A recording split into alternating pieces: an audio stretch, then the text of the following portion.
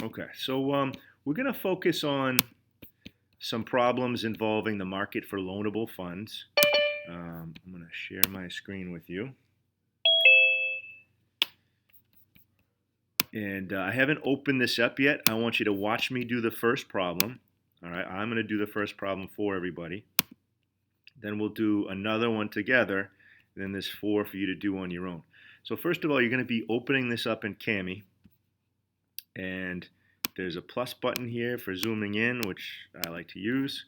Um, all right, and if you remember, the market for loanable funds, people with savings are supplying the loanable funds, and people that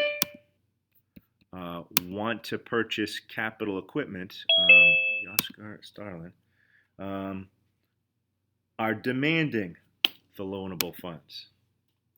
Okay, people that want to build factories, people that want to buy a house, people that want to buy equipment for their business. Um, these are the people demanding loanable funds. All right, and each one of these problems, we want to decide what's going to be affected: the supply of loanable funds or the demand for loanable funds. And usually you have to draw this whole thing on your own. Like if you were taking an AP class, you'd have to draw this from scratch every single time. But I'm just trying to make it easier for you, get you a start here, because Kami takes a little bit to get used to. Um, so, anyways, all households in econ land increase their savings for retirement.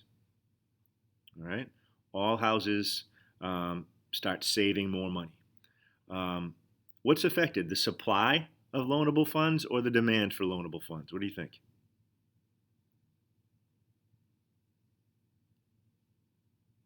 Anybody?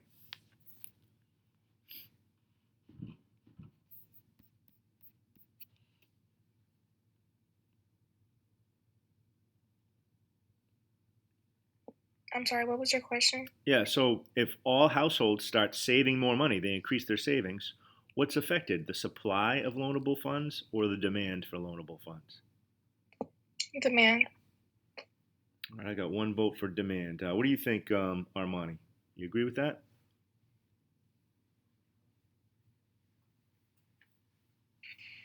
Yeah. All right. How about you, Diliani? Do you agree with that? Demand? Yeah. All right. So um, I've done a bad job then. So the supply comes from savings. The people with savings um, are the people that are supplying loanable funds, right? People with savings are putting their money into bank accounts, all right? You can go to a bank to get a loan. People with savings are buying stock, all right? Um, which those companies use that money for capital purchases. People with savings buy bonds, so you're basically giving a firm a loan, all right? So savings is where supply of loanable funds comes from.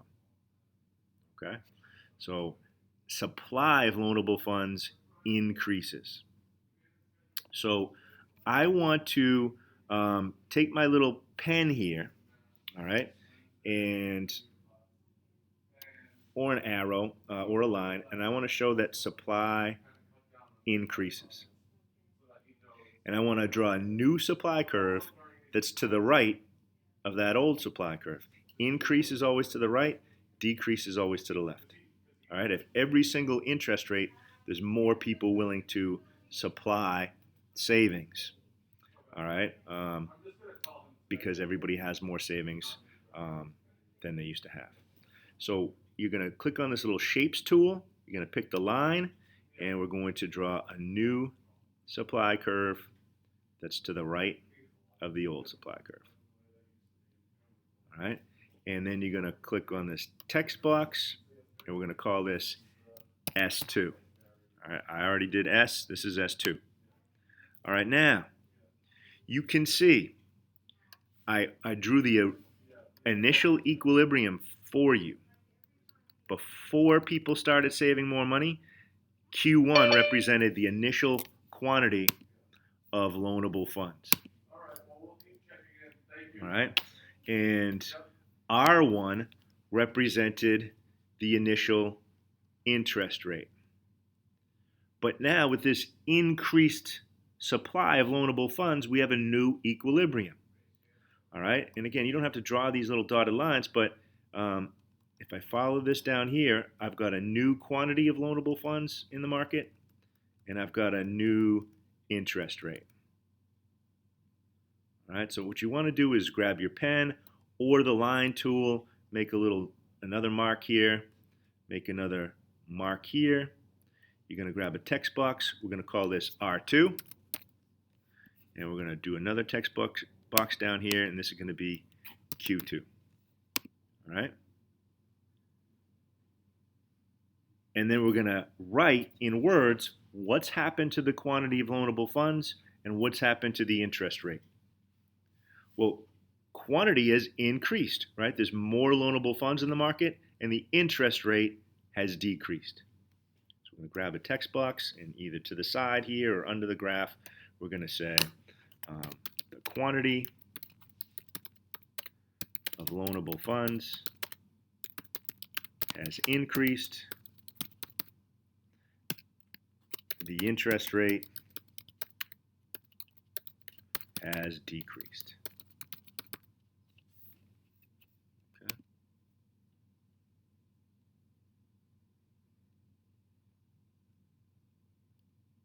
How do we do on this, okay? Questions, or are we good? All right, here's what I'm going to do. I'm going to open up the classwork. I want you to take a minute.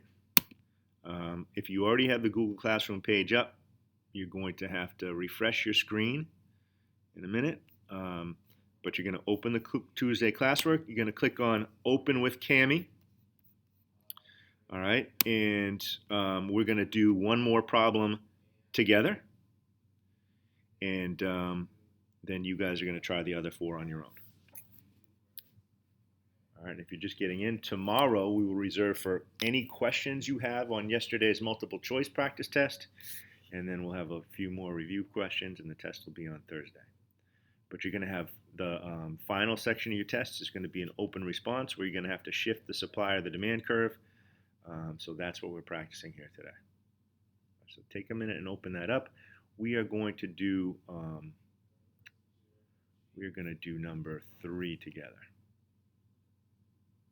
Mr. I can take a picture of the first one. Well, you should actually see this on your document, I believe. I think I forgot to hit save, but I think I waited long enough that it should be on your document. No, it's not there. All right. All right.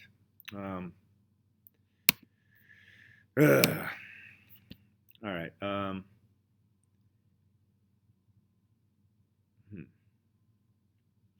right. If you hadn't opened it up and you open it up now, it should be there. But number 1's done. I'm so sorry about that. I forgot to hit save. But that's the whole reason I waited to open it up. I wanted you to have an example on your paper. But we'll do another one. You don't have to do number 1. We already did it.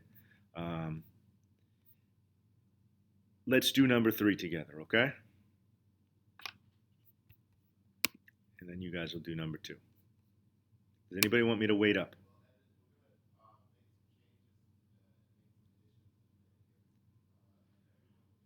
All right, I don't hear anybody ask me to hold off, so let's do number 3 together. The U.S. government heavily increases its military spending, and it funds this through borrowing. So the government is taking out loans. So this is an increased demand for loans. All right, so the government is borrowing a lot of money. So the government has increased the demand for loans. All right, the interest rate didn't change, but all of a sudden there's a lot more loans being demanded. Okay, so demand is going to increase. If you want to you can use the pen to draw a little arrow like this. Demand's going to increase. If that's awkward for you, the other thing you can do is take the line tool, draw a little arrow, then you select your line and click on these bars and draw an arrow on the end. That's the other way you can shift demand. But now I want to actually draw the new demand curve. So it's going to look something like this. We always want to label the new curve. So I'm going to take a text box and call that D2. And I'm going kind of fast, so I'm going to wait a minute for you to catch up. Why don't you draw a little arrow either with the pen or the line tool. Draw a new demand curve and label it D2. And we'll finish up number 3 together.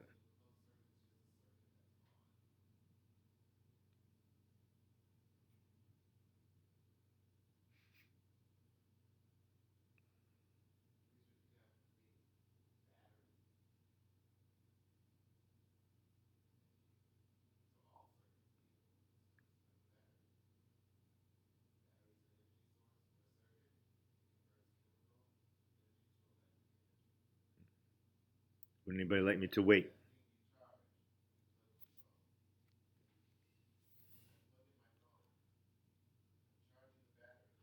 All right, then I'm going to move on. So I want to mark the new quantity and the new interest rate. Okay. And I'm going to, so again, you don't have to show any dotted lines, but if you're feeling comfortable with this, here's something you can do. You can take a line and go right from here, straight down, and then you can grab your pointer, mouse over it, and turn it to a dotted line if you want to. And I'm going to do the same thing. So these little dotted lines are optional.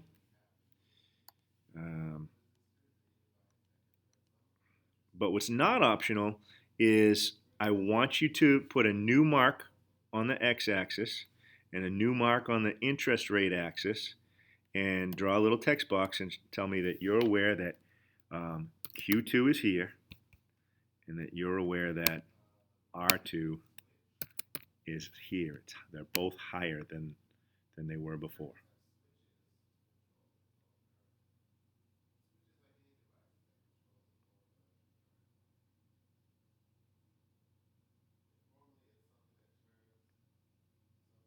This Cami really is a nice tool for editing PDFs. It's probably the nicest one I've seen.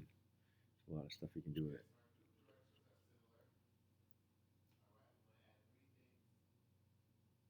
All right, and we can see Q2 is higher than Q1 because to the right are higher numbers on the horizontal axis, and R2 is higher than R1 because on a vertical axis, higher means greater values. So the last thing I want to do here is I want to say that the quantity of loanable funds has increased and the interest rate has increased. So that's what you're going to do on a test. You're going to show me if supply or demand has shifted. You're going to show me the new equilibrium, and you're going to state in words what's happened to quantity and what's happened to the interest rate.